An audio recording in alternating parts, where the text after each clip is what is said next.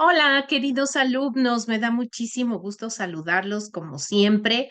He preparado esta presentación con mucho cariño para ayudarles a realizar un planteamiento y una definición de su problema de investigación de una manera accesible y lo más amigable posible. Así es de que, todas las diapositivas y la información que aquí contiene esta presentación, pues ha sido pensada, además de con mucho cariño, con el interés de que ustedes comiencen con el pie derecho, porque un trabajo de tesis debe ser bien congruente y ustedes deben convertirse en los expertos del problema y de lo que están investigando, ¿de acuerdo? Entonces, bueno, pues comienzo. Le he nombrado planteamiento del problema a esta presentación y vamos a hablar de la técnica del árbol como una técnica precisamente para ayudarnos a definir nuestro problema. Es muy sencillo. em, Les invito a que si no comprenden de entrada lo que yo les estoy explicando, tienen la posibilidad de volver a ver la grabación y volver a ver la grabación hasta que les quede claro y si no, pues desde luego podemos abrir un espacio para preguntas y respuestas en clase. ¿De acuerdo? Entonces, pues vamos para adelante. Planteamiento del problema a través de la técnica del árbol. Muy bien. Lo primero que quiero hablar es de de la importancia de saber identificar el problema. Ustedes pasaron prácticamente un mes del curso de reflexión de la práctica docente reflexionando precisamente sobre su labor docente, reflexionando precisamente sobre todo lo que conlleva ejercer esta maravillosa profesión de la docencia, ¿no? Hablamos del prestigio docente, hablamos pues, de toda esta problemática y de toda esta situación de necesidad de tener siempre una vocación de servicio quienes nos dedicamos a esto de dar clases, de enseñar, de transmitir, de facilitar el conocimiento más que transmitirlo. Y una vez que hemos reflexionado sobre nuestra práctica docente, pues tuvimos una sesión en donde conversamos qué era lo que a ustedes más les preocupaba o les ocupaba de su práctica docente. Y ahí, bueno, fueron saliendo sus aportaciones muy valiosas sobre lo que ustedes perciben, lo que ustedes ven y lo que ustedes consideran que es un problema. Entonces, al identificar el problema, este problema se convierte en nuestro centro de este proceso maravilloso de investigación. Ajá.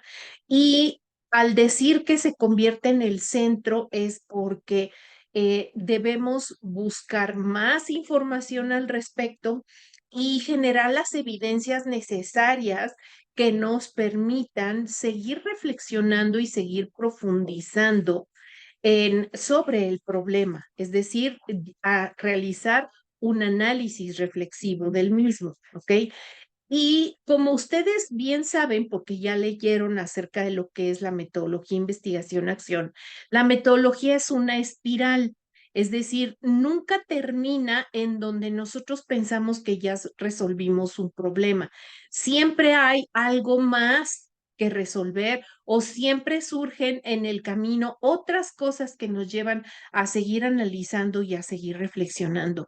Y esto es lo que verdaderamente nos convierte en parte del cambio, parte de poner nuestro granito de arena a que nuestra situación educativa como país mejore y no simplemente ser espectadores y dejar en manos de otros la responsabilidad de la educación. ¿Ok? Les voy a hablar acerca de unos pasos que se deben de seguir para poder identificar el problema. Muchos de ellos, por ejemplo, la identificación, pues prácticamente ya la hicieron. Yo hice anotaciones de cada uno de sus problemas, ¿no? Ustedes seleccionaron este tema de interés, el que les llama la atención en relación con su experiencia profesional, ¿no? Lo importante también para identificar el problema es delimitar el espacio geográfico donde nos estamos ubicando. No es necesario y no se recomienda dar el nombre de la institución educativa o del centro de trabajo.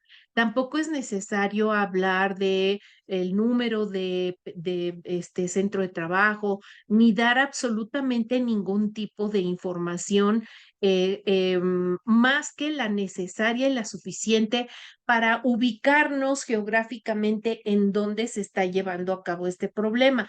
Es decir, yo aquí les pongo un ejemplo de localización. Hablamos de la Escuela Primaria Federal, ubicada en la localidad de Cuetzalan, en el estado de Puebla, México, la cual cuenta con 50 alumnos y 20 profesores de tiempo completo. No es necesario dar el nombre completo de la institución, no es necesario mencionar nada más. Con eso es más que suficiente.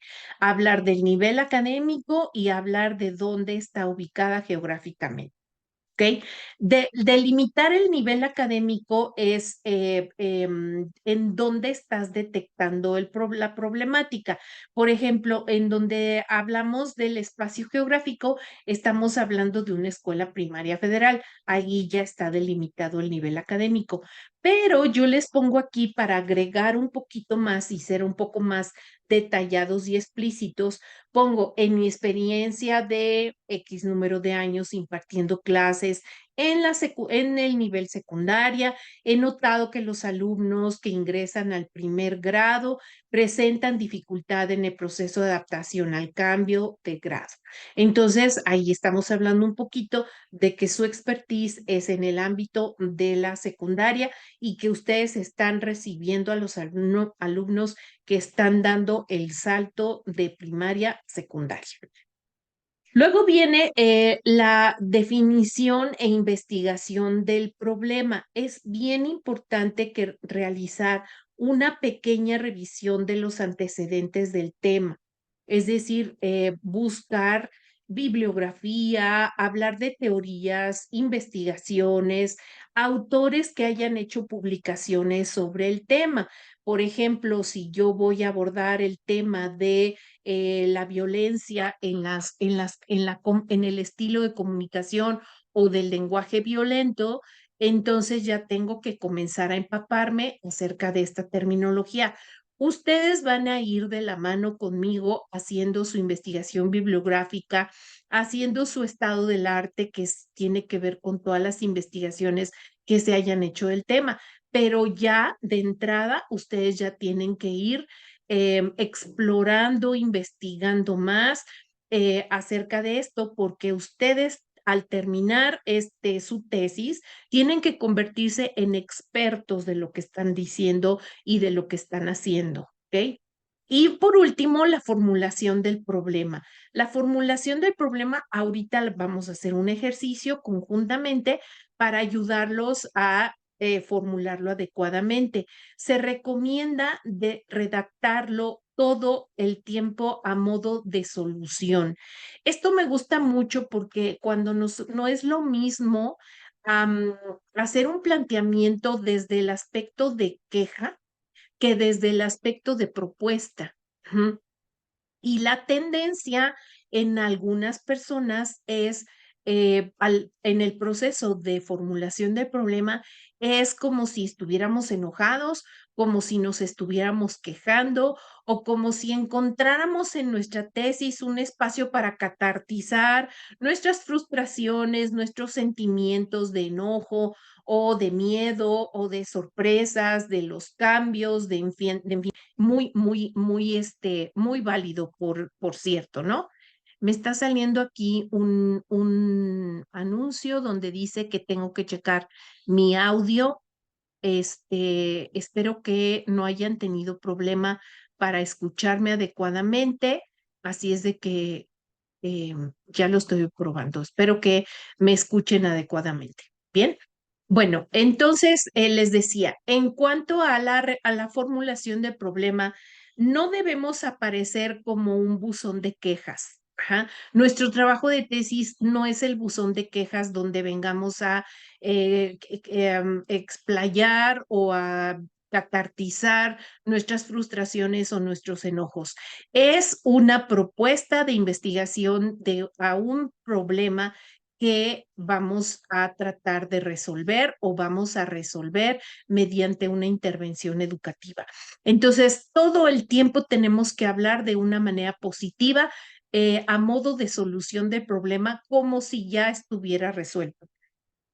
También podemos hacer el planteamiento a modo de pregunta y aquí les estoy poniendo algunos ejemplos. Por ejemplo, aquí hago una tablita donde está redactado el problema central y cómo lo vamos a convertir ya a solución. Y al convertirlo en solución, ya es parte de nuestro objetivo principal, este trabajo, ¿sí? Entonces, por ejemplo, un profesor detecta el siguiente problema. Ujú. Los estudiantes de primer grado de secundaria presentan dificultades en el logro de los aprendizajes de manera colaborativa. ¿Ok? ¿Cómo convierto eso a una propuesta? Prácticamente, ¿cómo la convierto a una solución del problema? Entonces yo redacto, los estudiantes de primer grado de secundaria mejoran, y utilizo el mejorar como verbo principal, sus aprendizajes en el área de colaboración y trabajo en equipo. ¿Ok? Entonces, dense cuenta cómo al convertirlo en solución, también lo estamos convirtiendo en objetivo principal. Y no suena ni a queja, no estamos utilizando de ninguna manera una forma despectiva de referirnos a los alumnos, ni tampoco estamos denostando la capacidad de nadie. Estamos hablando de que se presentan dificultades. Ujú, ¿ok? Esta es una forma muy científica de hablar y de comunicar un problema central. Vamos al siguiente ejemplo. Dice, los docentes de educación primaria presentan dificultades para elaborar una planeación didáctica eficiente. Ujú. No estamos hablando de lo mal preparados que está un profesor, de que es que la carrera mismo nos enseñan, es que cuando egresamos no sabemos, es que las planeaciones las bajan de internet y nada más hacen puro copy-paste, es que no implementan, no, necesitamos ser bien objetivos. ¿Cómo convertimos ese problema central a objetivo principal? Pues entonces decimos, los docentes de educación primaria desarrollan habilidades que les faciliten la elaboración de una planeación didáctica eficiente. Ujú. Si se van dando cuenta, queridos, cuando hablamos de un objetivo principal, ya estamos hablando de prácticamente de a lo que vamos a trabajar cuando diseñemos nuestro plan de intervención en el siguiente curso, ¿sale? Entonces ya nos vamos dando una idea y ya vamos siendo congruentes desde un principio en nuestro planteamiento, ¿ja? Y en nuestros objetivos generales, específicos y todo lo demás que sigue, ¿ok? Vamos al tercer ejemplo. Dice, los alumnos de preescolar presentan dificultades de socialización para adaptarse a las clases presenciales después de la pandemia. Ujú. Luego lo ponemos a modo de solución. Los alumnos de preescolar mejoran sus competencias sociales para adaptarse a las clases presenciales post pandemia. Entonces, ¿a dónde vamos a dirigir nuestra intervención? Pues a trabajar con los niños de preescolar para que mejoren sus competencias sociales, ¿no? Que muy seguramente los profesores de preescolar pues tendrán también esta necesidad de saber cómo pueden ayudar a los niños después de estar en un proceso de aislamiento absoluto, cómo pueden ayudarlos a empezar a socializar, a desarrollar esta competencia de inteligencia social para poder mejorar sus interacciones, ¿ok? Y el cuarto ejemplo está redactado a modo de pregunta, ajá, como para que veamos un ejemplo también a modo de pregunta. Y el problema central traducido a modo de pregunta es, ¿cómo hacer para que los docentes de educación superior puedan acompañar a sus alumnos con un futuro incierto? Ujú. Con todo esto de la educación para la incertidumbre y con todo esto de este mundo volátil, ambiguo, incierto, con un montón de problemáticas en donde los futuros no están escritos, ¿cómo podemos los profesores acompañar a nuestros alumnos en este estilo de vida? Y la solución que damos es los docentes de educación superior aprenden a educar en la incertidumbre para acompañar a sus alumnos en procesos inciertos. ¿Mm? Si se dan cuenta, espero que con estos 4 ejemplos les quede claro cómo puedo yo redactar mi problema central y cómo puedo yo convertir ese problema central a objetivo principal ya con una propuesta concreta. Ujú. Les recomiendo que hagan este mismo ejercicio con su problema y presenten el problema central y convertido a propuesta de solución para que ya tengamos redactado nuestro objetivo principal. ¿De acuerdo? Lo haremos el ejercicio y después lo revisaremos en clase. ¿Sale? Bien, el árbol del problema. Vamos a ver. El árbol del problema es una técnica metodológica como muchas otras que existen. Ajá, existe la espina de pescado de Ishikawa, existe la situación real y deseada de Margarita de Sánchez, existen muchas metodologías que ayudan a describir un problema. Ujú. Estamos seleccionando porque las autoras del libro proponen esta técnica como una metodología eficiente para poder conocer y comprender la relación de causa y efecto, porque no solo es importante identificar el problema, sino también cuáles son las causas que están provocando este problema y cuáles son las consecuencias que este problema ha generado, ¿ok? Y con eso, en analizar, pues obviamente todos los efectos que derivan del mismo. Vamos haciendo aquí les pongo algunos ejercicios para que ustedes también lo apliquen a su problema y puedan sacar también sus objetivos específicos. Ahorita les explico cómo. La técnica del árbol consiste en que en el tronco del árbol se coloca el problema central, así como lo estamos viendo, como el ejemplo que les puse anteriormente. Ahí voy a poner el problema central. Ujú. En las raíces o la parte inferior voy a colocar mi análisis de causalidad, es decir, cuáles son las causas directas o indirectas que están originando el problema central. Si yo estoy hablando de comunicación violenta en el aula, comunicación violenta entre los estudiantes, ¿cuál es la causa directa que yo encuentro que pudiera estar provocando esto? Bueno, se me ocurre pensar que una causa directa pues es la situación de violencia que se vive en la familia. Ujú. Donde, como lo habíamos analizado en clase, pues también los padres de familia se refieren y se comunican de esa misma manera violenta. Entonces, la violencia se perpetúa, ¿de acuerdo? Otra causa raíz de esto, otra causa directa puede ser que hay impunidad, que las escuelas no han sabido diseñar digamos, una reparación de daños o digamos, unas sanciones que impliquen que los estudiantes dejen de comunicarse de esa manera. Entonces, la falta de justicia o la falta de la impunidad ante esta situación, pues ha provocado también que esto pueda ser una causa, ¿no? Se me ocurre. En fin, podemos también analizar otras causas, pues puede ser el sentido de frustración y enojo que tienen los alumnos al sentirse violentados y buleados, ¿no? Otra causa puede ser que los mismos profesores estén comunicándose de esa forma con ellos, ¿sale? Eso se coloca en la raíz. Y luego en las ramas o en la parte superior del árbol vamos a colocar los efectos, ujú, o consecuencias. ¿Qué efectos me está provocando que los alumnos se comuniquen de manera violenta?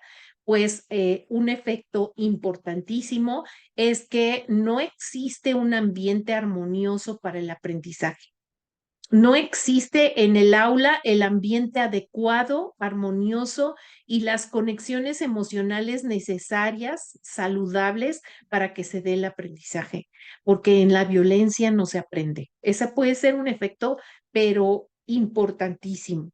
Otro efecto, pues, es que puede ser el temor de algunos alumnos a comunicarse, a levantar la mano, al animarse a dar una opinión acerca de una situación. O sea, es como la consecuencia es inhibir mi participación en clase, porque si lo hago, sé que voy a ser insultado, ofendido, buleado y no hay nadie que me defienda. ¿Ok?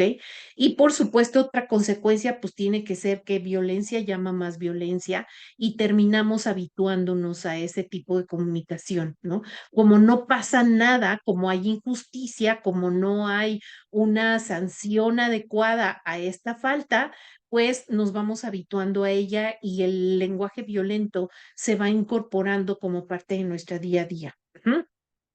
Voy a poner otro ejemplo, con el árbol con este diagrama del árbol.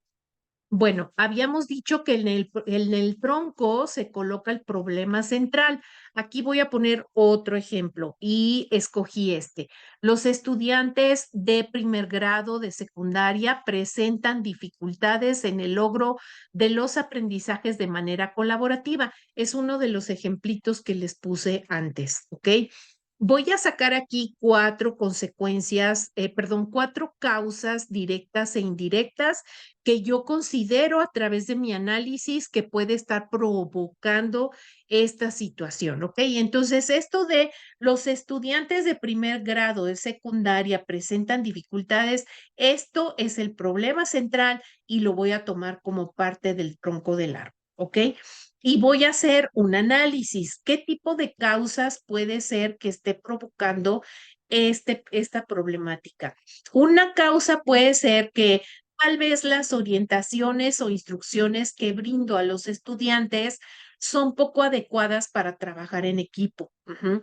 Es decir, mis actividades o lo que yo estoy realizando no es adecuado para trabajar en equipo. Más bien estoy promoviendo la individualidad a través de las indicaciones, las estrategias que yo aplico, las actividades que yo les pongo a hacer y la forma en que yo estoy impartiendo mi materia. Ujú. Otra causa puede ser que yo no estoy evaluando adecuadamente el trabajo colaborativo. Entonces, no tengo como una equidad y de decir, a ver, el trabajo, la evaluación que yo estoy haciendo no favorece mi participación en equipo. ¿Por qué? Pues porque si fulanito o sutanito no entregaron o no hicieron la tarea, a mí me van a bajar puntos por culpa de mi equipo que no entregó y por eso pues nadie quiere trabajar en equipo, porque siempre hay uno o dos irresponsables a los que se les tiene que hacer el trabajo y resulta que si no lo hago, me afectan mi calificación. Entonces, tal vez mi sistema de evaluación no es el adecuado. Otra causa que puede estar provocando que no quieran trabajar colaborativamente es que hay poca tolerancia ante situaciones de conflictos con compañeros. A lo mejor aquí volvemos, tal vez la comunicación es agresiva,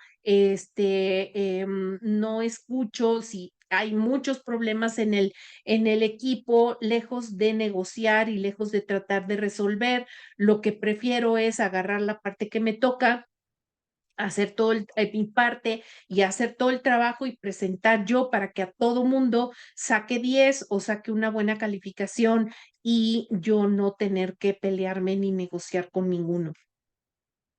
Y finalmente, otra causa puede ser que los padres de familia no ayudan ni incentivan desde casa el trabajo colaborativo, ¿ok? Están poco informados sobre los beneficios y las ventajas del aprendizaje en equipo, o sea, de qué tanto tú puedes sumar con tus talentos a un equipo. Entonces, bueno, de aquí salieron 4 causas directas, ¿ok? ¿Qué son las causas directas, queridos profesores? Las causas directas se convierten en nuestros objetivos específicos cuando las redactamos a modo de solución, ¿ok? Entonces, ya tenemos, cuando redactamos el problema principal y lo redactamos en modo de solución, ya tenemos nuestro objetivo general. Ahora vamos a ir a redactar nuestros objetivos específicos, analizando las causas de nuestra problemática y convirtiéndolas a solución. Entonces, en la causa primera que mencionamos de las orientaciones que brindo como docente a los estudiantes son poco adecuadas para que trabajen en equipo, la voy a redactar como en positivo, como una solución. Entonces, brindar orientaciones, aquí sí estoy utilizando verbo en infinitivo, ajá, y estoy poniendo brindar orientaciones claras y precisas a los alumnos sobre el trabajo en equipo o el trabajo colaborativo. La segunda causa directa dijimos que era la evaluación que realizo como docente enfatiza en el aprendizaje individual. A modo de solución, voy a redactar, evaluar los trabajos en equipo utilizando criterios, indicadores e instrumentos de acuerdo a los aprendizajes. ¿Ok? Ese es otro objetivo específico. Recuerden que siempre que redactemos objetivos específicos, mínimo tienen que salir 3 o 4 objetivos específicos, ¿de acuerdo? Vamos al tercero. Los alumnos muestran poca tolerancia ante las situaciones conflictivas entre compañeros y lo cambio a solución y digo aprender a ser tolerantes con sus compañeros. Ujú. La última causa directa que yo encontré de mi problemática es los padres de familia están poco informados sobre los beneficios del trabajo en equipo. ¿Ok? Entonces lo voy a poner a modo de solución, explicar a los padres de familia el sentido y los beneficios de trabajar en equipo. ¿Ok? Y ya de esta manera ya tenemos nuestros objetivos específicos. ¿Ok? Ahora, ya tenemos nuestro problema inicial, ya tenemos nuestro objetivo principal, ya tenemos nuestras causas que convertimos a objetivos específicos. Ahora vamos a trabajar con las consecuencias, ajá, de mi problemática. Y esas consecuencias, ¿en qué se convierten? Las consecuencias se convierten en nuestras variables, es decir, necesitamos hacer un análisis categórico porque estas consecuencias nos van a llevar a unas categorías y esas categorías nos van a permitir realizar nuestro proceso de investigación. Ahorita les explico cómo se hace, ¿ok? Entonces, vámonos a las ramas del árbol, a analizar efectos y consecuencias de nuestro mismo ejemplo. Los estudiantes de primer grado y secundaria presentan dificultades en el logro de los aprendizajes de manera colaborativa, ¿ok? ¿Qué consecuencias tengo? Bueno, pues la falta de motivación y poco interés en el trabajo en equipo de nuestros alumnos, esta es una consecuencia sin duda. Ajá. Una consecuencia es que no hay un clima favorable ni motivador para que los estudiantes trabajen en equipo. Ajá. Pues probablemente por lo que analizábamos, ¿no? Por esta forma de comunicarse en donde no hay tolerancia, ¿de acuerdo? Otra consecuencia puede ser que los alumnos tienen dificultad para expresar sus ideas. Esa es otra consecuencia. Y finalmente, otra consecuencia es que no tienen una capacidad de escucha de los alumnos ante la opinión de sus compañeros. Es decir, es muy limitada su escucha activa. No saben escucharse porque tampoco saben comunicarse. ¿De acuerdo? Entonces, estas son nuestros efectos o consecuencias después de haber hecho nuestro análisis con la ayuda de la técnica del árbol. Ujú. Vamos a ver cómo estas consecuencias las vamos a convertir en los resultados esperados. Ajá. Ok, yo estoy diciendo, mi primera consecuencia es que los alumnos están desmotivados y poco interesados en el trabajo en equipo. Ok, que lo cambio a positivo y lo cambio a solución, entonces redacto como positivo y digo, los alumnos están motivados y se comprometen con el trabajo en equipo. Ujú. Ese sería mi resultado esperado. Luego, otra consecuencia es que el clima en el aula es poco favorable y motivador para que los estudiantes trabajen en equipo. Ok, vamos a proponer que el clima en el aula sea positivo y motivador para que los estudiantes trabajen en equipo. Ujú. Fíjense cómo de poco favorable nos fuimos a positivo y motivador. Ujú. Luego, otra consecuencia fue que los alumnos tienen dificultades para expresar sus ideas. Traducido a solución, los alumnos expresan sus ideas y defienden sus puntos de vista con los argumentos adecuados. Y finalmente, en relación con la escucha de que no saben escucharse, la capacidad de escucha de los alumnos ante las opiniones de los compañeros es limitada. Cambiado a solución es los alumnos demuestran responsabilidad y tolerancia frente a situaciones conflictivas en clase. Ujú. Estos son los resultados que yo espero. O sea, los resultados que yo espero son combatir las consecuencias, ¿sale? Porque a través de mi intervención voy a combatir las consecuencias, voy a parar, o sea, voy a resolver el problema de que mis alumnos no saben trabajar colaborativamente y voy a parar con las consecuencias que esto está provocando. Porque de otra manera, cuando no hacemos intervenciones y cuando no pasa nada, las consecuencias siguen y siguen y siguen creciendo hasta que se convierten en una bola de nieve. La idea con este tipo de metodología es que paremos, ¿ok? Bueno, ahora vamos a aprender a hacer nuestro análisis categórico, ¿de acuerdo? Vamos a ver qué es un análisis categórico. El análisis categórico se ocupa del estudio de variables no medibles, es decir, son las conocidas como variables cualitativas, de lo cual ustedes ya tuvieron una lectura para conocer cómo es una investigación cualitativa y cuál es su diferencia con la cuantitativa. Aquí nosotros, bajo la metodología investigación-acción, solamente vamos a trabajar con variables cualitativas, por lo tanto, el análisis categórico, pues es imprescindible para poder trabajar con ello. ¿Ok? Fíjense bien.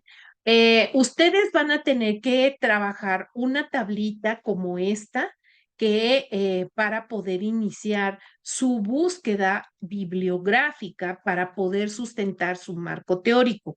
Ya les haré yo un webinar específicamente para explicar cómo se construye un marco teórico, ¿de acuerdo? Y cómo con ello vamos a comenzar a sustentar teóricamente a través de libros, de publicaciones académicas, de investigaciones, vamos a comenzar a sustentar nuestra problemática. ¿Ok? Entonces, continuamos con nuestro problema central, ¿sí? Dijimos que los estudiantes de primer grado de educación secundaria presentan dificultades en el logro de aprendizajes en el área de colaboración o trabajo en equipo. Ok. Las causas directas son nuestras categorías. Ajá. La primera tenía que ver con con la orientación o con las orientaciones metodológicas que yo como profesor estoy dando en clase. O sea, ¿se acuerdan que hablamos de las instrucciones, el diseño de actividades, la directriz? Probablemente mi diseño de clase y mi impartición de clase esté muy enfocado a la individualidad y no fomente el trabajo en equipo. Entonces, necesito revisar la orientación metodológica que estoy dando. Es una categoría. Ajá. Ok, esa categoría nos va a dar subcategorías, que es hacia donde yo voy a investigar, ¿sí? ¿Qué son las orientaciones metodológicas? Pues son las estrategias, son las técnicas que yo implemento, es mi diseño, ¿no? Que tendrá que ver con trabajo en equipo como estrategia de enseñanza, perdón, el esfuerzo cooperativo y colaborativo. Y con esto voy a buscar en mis buscadores en Internet mis palabras clave para poder comenzar a construir mi investigación bibliográfica y mi marco teórico. Si yo me voy al buscador y tecleo trabajo en equipo, ¿cuántos estudios me salen? ¿Cuántas personas están trabajando o han trabajado sobre esto o han hecho publicaciones? Ahora, no es lo mismo teclear y utilizar un buscador en Google que utilizar buscadores específicos de una biblioteca digital que tengan que ver con investigación. Y para ello, ustedes van a tomar un curso de biblioteca, yo les voy a decir cuándo, para que utilicen la biblioteca digital de nuestra universidad que nos permita hacer búsquedas con buscadores mucho más orientados a publicaciones, revistas arbitradas, publicaciones académicas, ensayos, etcétera. ¿Ok? Pero necesitamos saber buscar, ¿de acuerdo? Entonces, aquí tenemos una lista de palabras que nos pueden llevar a encontrar autores, buscadores, investigadores con estas palabras, ¿de acuerdo? Este es un análisis categórico. ¿Por qué? Porque estas son nuestras variables. Ujú. Es como en una investigación, las variables cualitativas no, son causas directas en esta investigación, son nuestras causas directas que están dando lugar a nuestro problema. En investigación cuantitativa, las variables pueden ser directas e indirectas también, como por ejemplo, una variable puede ser la temperatura, la luz, el espacio, la humedad, en fin, muchas otras que son medibles, ¿de acuerdo? Pero estas no son medibles porque son cualitativas, ¿ok? Otra categoría, habíamos hablado de nuestro sistema de evaluación. ¿Se acuerdan que una de las causas directas dijimos, a lo mejor no estoy evaluando, mi sistema de evaluación está más enfocado a evaluar la individualidad que el trabajo en equipo? Entonces, mi subcategoría la voy a llamar sistema de evaluación. Ajá. ¿Cuáles son las subcategorías que yo voy a buscar o investigar? Que todo lo que tenga que ver con cómo se evalúa un trabajo colaborativo. Y aquí en subcategorías nos pone la evaluación como proceso formativo valora los resultados del aprendizaje. El trabajo en equipo se considera procedimiento y propósito, para lo cual aquí nos faltó completarlo y dice formulación de criterios e indicadores para las diversas modalidades de evaluación, hetero, auto y coevaluación o evaluación entre partes. ¿Ok? Entonces, estas son subcategorías que me van a ayudar a encontrar palabras clave que yo voy a introducir en mi buscador para encontrar el sustento teórico que avale mi problema. Por ejemplo, la evaluación como proceso, el valor de los resultados de aprendizaje, criterios e indicadores de evaluación, modalidades de evaluación, y yo agregaría uno más, evaluación para trabajar colaborativamente. Así de sencillo, ¿no? Evaluación y coevaluación, porque en la evaluación y coevaluación yo estoy evaluando a mi compañero y mi compañero me está evaluando a mí. Entonces, esto también es parte de mi investigación. Ujú. Otra categoría que encontré, el clima en el aula. Ajá, dijimos, híjole, no estamos propiciando el espacio adecuado para colaborar porque no se toleran, porque no se escuchan, porque no se respetan las ideas, porque no, y siempre hay una falta de tolerancia en esto. Entonces, como subcategoría, aquí pusimos el trabajo en equipo y las buenas relaciones con los demás. Ujú. La siguiente, la disciplina de los estudiantes, entendida como autocontrol, sea condición necesaria para la creación de un ambiente propicio para el aprendizaje personal de todos. ¿Cuáles son las palabras clave que me pueden ayudar a encontrar autores?